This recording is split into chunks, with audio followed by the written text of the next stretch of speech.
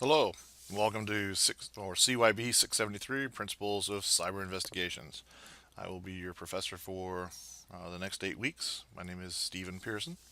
A little bit of information about myself. Um, you can go through this slide and look at all my amazing accomplishments, or you can skip this and just go on to the next slide. My contact information is 727-458-4989. That's my cell phone. If you're trying to get a hold of me, the best thing to do is text me first and let me know that you want to do a phone call or just text your question, whatever you want to do.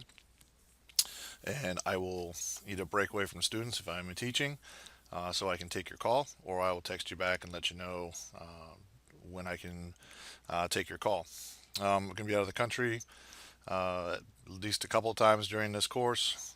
So when I do, I will let you guys know where I'll be and what the time difference will be so that you will know not when to call me at 3 o'clock in the morning, hopefully. Um, Please use my UTICA email. You can reach me at sfpearso@utica.edu. That's my official email. If you use your just straight email client, it's normally better.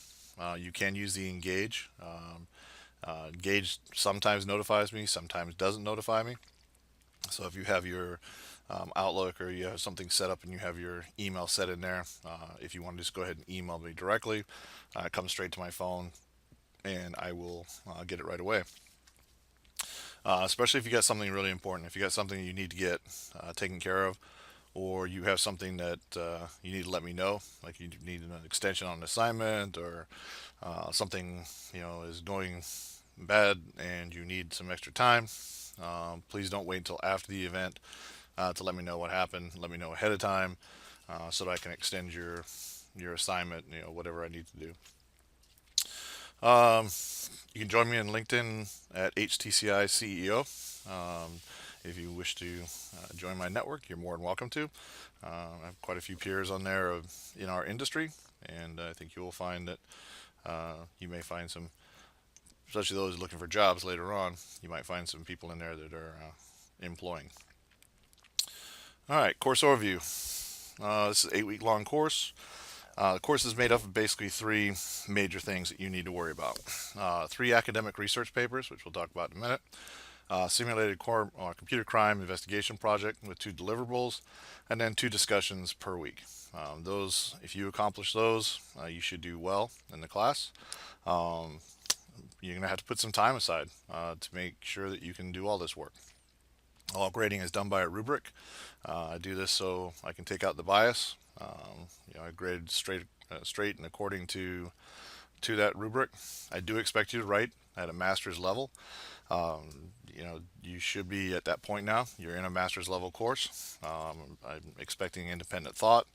I'm expecting you to be able to put together a good research question and then follow that research question up with uh, documentation from papers and articles that are out in the industry. Um, I'm thinking based on other students and talking to people during classes, stuff like that. 10 hours is about what you're going to spend in a week, and that's reading, doing some of the discussions, other work, etc. For example, week one you have 4 readings. Depending on how fast you read, it's probably going to take you about an hour per. There's 4 PowerPoint lectures, which will take you about an hour for each one of those if you decide to go through all those. So that's 8 hours. You're looking at a couple of discussion posts, so that's maybe another hour.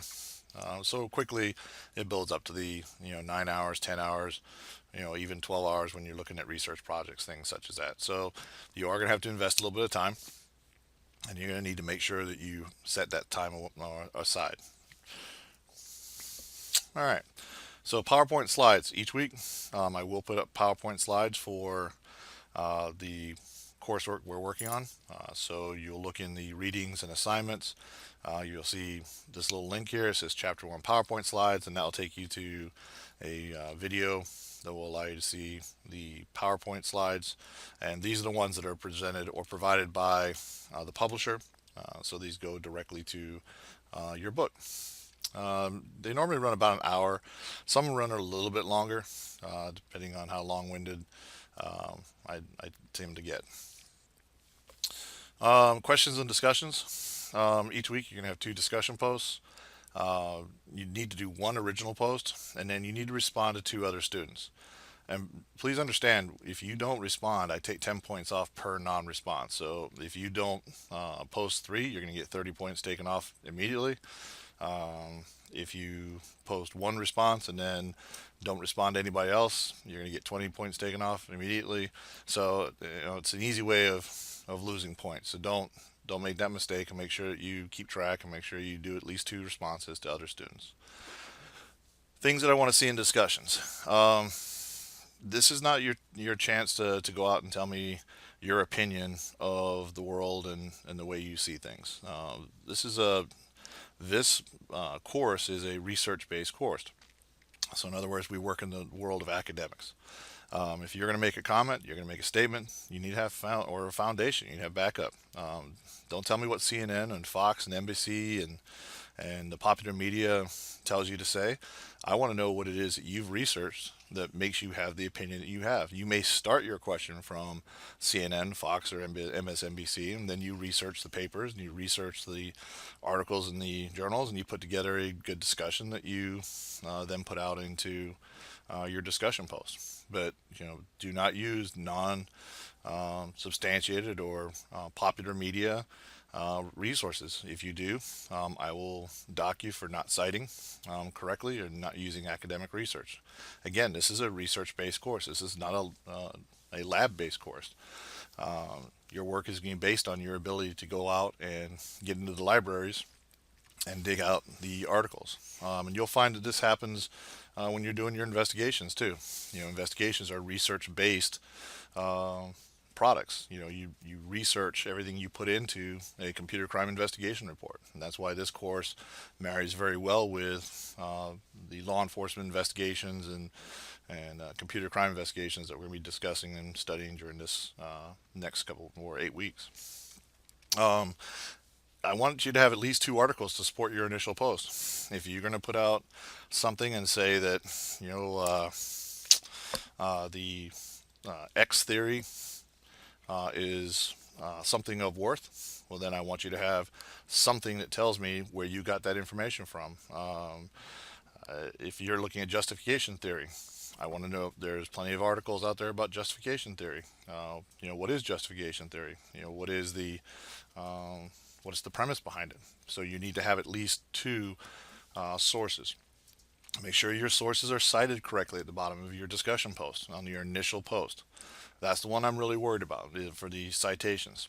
Responses and discussion after that, I would like you to support your arguments, but I'm not going to go crazy on your citations. As long as your first article is cited well, I'll know that you've at least researched that part and you have a good foundation for what it is you're talking about. And we're going to talk about this more as we go through. We're going to talk about empirical research. We're going to talk about the research question. We're going to talk about a lot of different things as it comes to research. We're going to have a meeting weekly. I'm going to try the big blue button this time. Usually use GoToMeeting. GoToMeeting has worked very well for a long time. These are not mandatory meetings. Okay, you can read or watch the recording afterwards. I would like you to be there because I would really like your input. But again, these are not mandatory. But I think you'll get something out of it. Just about every time we've had a meeting, students have always said that they were productive and that they were able to get something out of it. Now you notice that little tag there, it says weekly meeting time and day mandatory. Okay, in week one, there's a little block that says weekly meeting time and time and day. I want to know what is the best date and time for you during the week to have these meetings, and then the majority of the class will win. So it's a little survey. You get to put your two best times, and then I will let everybody know what the two best times is. I will probably do Thursday this week for week one, since we don't have a designated time, and that'll probably happen around 8 o'clock. So I'll put that out if that's what time it will be. Um, but usually week 1, Thursday, 8 o'clock is a good time. All right, research projects. We're going to talk more in depth, especially on week 1, about the research project. But for example, your first assignment is going to be TOR. It's an academic research paper. It will be formatted in APA 6. If you don't know what APA 6 is, you need to get out and figure out what APA 6 is. Papers will not use popular media. Do not put any non-scholarly sources in there. In your references at the end of your paper, and this paper should be probably 8 to 10 pages. I'm expecting anywhere from 9 to 12 or citations. That would be appropriate for a paper of that size. Exceptions for a single term definition. For example, if you get something out of Webster, or if you get something out of Technopedia, something like that, I'll accept that. But beyond a single term definition, I expect you to define everything from the academic readings that you're going to be doing. Proper citations and articles to back your papers. Make sure you're using the UTICA library. Make sure you understand how to cite. If you're just making it up and you go to the end and you type references and just kind of throw some stuff in there, you're going to get it docked. I will grade you to the APA standard. Now, to be fair on that, I put a sample paper up on week 1, and this is actually the TOR paper. I took a bunch of students, compiled it, then I edited it and put it in mine to make it basically as clean a paper as possible. So that is the type of paper I would expect. I also put a video up there, and the video goes over that paper step by step. Tells you every piece of the APA format, tells you everything you need to do to have a correct APA format for that paper. If you follow that video and apply that video, you will have no problem with APA. It's not that difficult. You just have to understand it. I've also provided you a ton of resources. In the Writing Guidelines and Support Center, I've added probably 15 different things that you can do to make your APA understanding much easier. Okay, I've also put in things under the conducting research, paragraph transitions, overview of academic essay, essay structure, basics of scholarly voice, argument. So there's a bunch of information in there. 3 things that I really want you to pay attention to. Down on the bottom there is the Mendeley Citation Manager, Grammarly Punctuation and Spelling Tool, and the Google Scholar Research Search Engine. Those 3 you will find so helpful in your academic studies. Going through my PhD, I've used those things to death, and we will talk about them, and I will give you some more videos on them. Those are all videos that I've produced for students in the past to explain why you should use those processes and systems. I've also put a video up there on how I do my research. So if you go through there, click on that video. You can also look at how I, put together a paper, or how I do my paper at the doctoral level, which is basically the same as what you're going to be doing at the master's level. All right, cybercrime investigation deliverable. We're going to be doing this should be fun, honestly. This is not so much of a, I'm going to come down on you because you don't learn how to be a computer crime investigator. This is so you get an understanding of how it works. What goes into an investigation, how the law and order kind of stuff fails when you have to prove all the things you're talking about, and you have to have evidence behind the things that you're saying, and you have to justify through your evidence and your gathering and your research and all that stuff to produce this. It sounds like a lot of work, but it's not. This is not an APA paper. This is a cumulative paper. So what I like you to do is create it basically in a lab format, professional writing. It does not have to be anything special. We do have a sample template for you. But you're going to go through and you're going to do an investigation. And the investigation will lead you to a suspect at the end. And hopefully you guys pick the right suspect and everything goes well.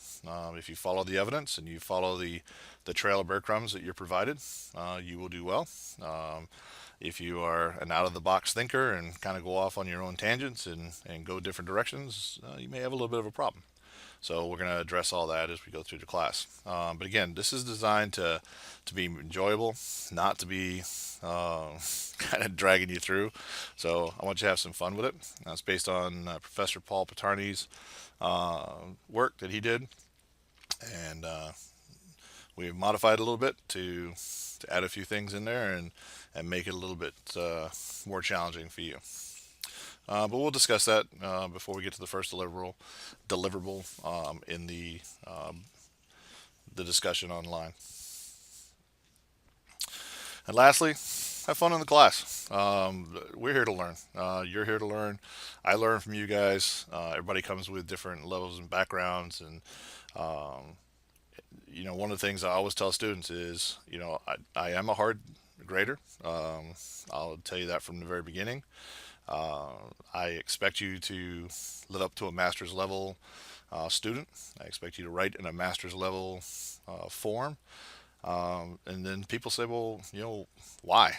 Well, basically because when you leave here, you're going to be a peer. You're going to be one of the people in my group of individuals, and I'm not going to have someone go out into my peer group and say, yep, they learned from me and not know how to do what it is they're supposed to know how to do. So I do hold you to a standard, and I believe I am very fair, but I'm also going to let you know where you're good and where you're bad.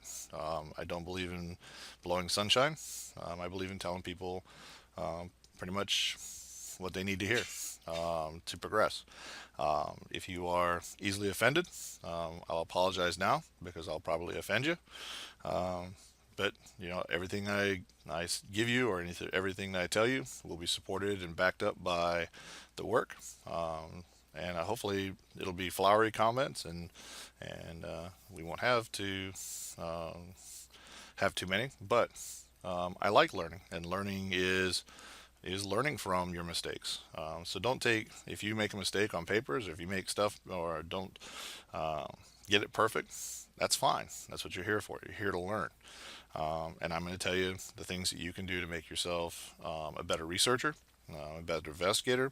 And if you're looking into the law enforcement community, I'm going to give you some great advice on how to get employed, and maybe we can even get you some resources to find you somewhere.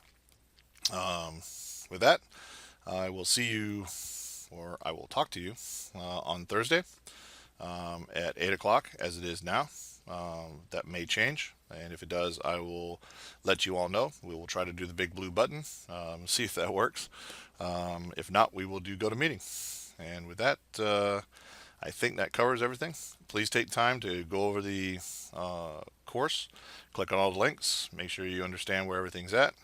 Spend some time on week 1, look at the videos, watch the things that have been put up there for you. Tell you if you are weak on APA, go through the resources. If you need help, that's what I'm here for. All right, and don't hesitate. If you have any questions during the class, or if you just beating your head against the wall and you need some help, then that's what I'm here for. Let me know. You will not see me that much in discussions. I read the discussions, I watch the discussions, but I like seeing you guys discuss. If I see the discussion going in a weird direction, or if I don't see citations that are fact-based, and not CNN and NBC and Fox, I will jump in and I will let you know that you guys need to kind of move to a more empirical form. Or I'll ask you a question and have you go find something so it'll push you into that form. But otherwise, I basically like watching the conversations. I like letting you guys have conversations.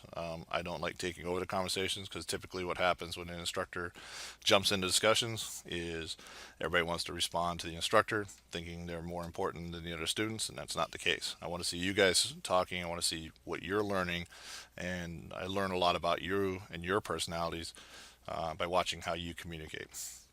So with that, I will conclude. And I look forward to this course, and I look forward to giving a whole bunch of A's at the end, and helping you guys on to your next course. Thank you.